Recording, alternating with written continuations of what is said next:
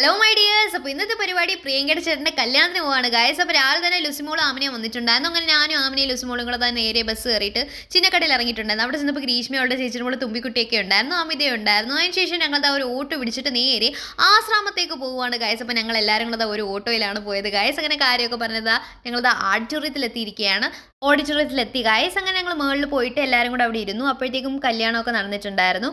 അതിനുശേഷം ചെറുക്കൻ്റെ പെണ്ണിൻ്റെ ഫോട്ടോഷൂട്ടായിരുന്നു. അങ്ങനെ പ്രിയങ്കയും അവളുടെ കസിനായ നന്ദൂസും സൽക്കരിക്കാൻ വന്നിട്ടുണ്ടായിരുന്നു. അതിനുശേഷം ഞങ്ങൾ ആ ഗിഫ്റ്റ് എല്ലാം കൊടുത്തിട്ട് ഫോട്ടോസും വീഡിയോസും ഒക്കെ എടുത്തു. അതിനുശേഷം അവളുടെ അടുത്ത് കാര്യമെല്ലാം പറഞ്ഞിട്ടതിന് ശേഷം നമ്മുടെ മെയിൻ പരിപാടി സദ്യ. അങ്ങനെ ഒരു 3 റൗണ്ട് ഞങ്ങളത് ക്യൂ നിൽക്കുകയാണ് ഗായ്സ്.